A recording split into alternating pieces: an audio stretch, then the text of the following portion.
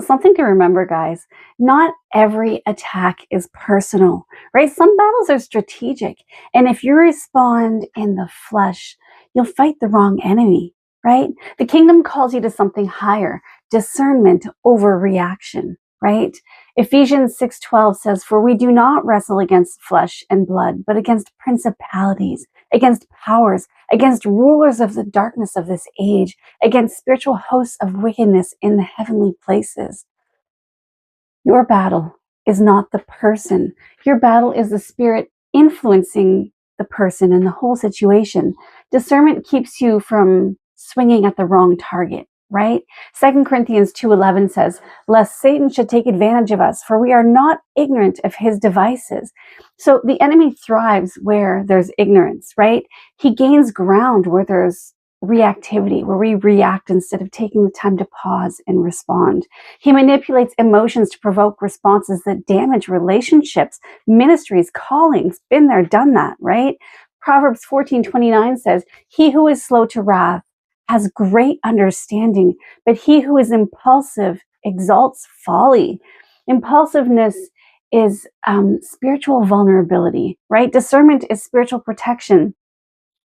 James 1, 19 and 20, verses 19 and 20 says, "Let every man be swift to hear, slow to speak, slow to wrath, for the wrath of man does not produce the righteousness of God." Your reaction cannot produce God's outcome, right? Only discernment can. And discernment asks, what is really actually happening in the spirit right now, in the spirit realm? What is the enemy trying to provoke? What is God inviting me to see right now, right?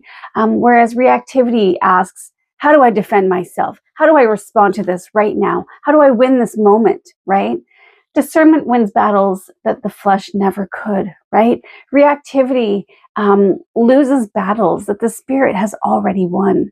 This is kingdom wisdom, guys. You can't defeat a spiritual enemy with a fleshly, carnal response.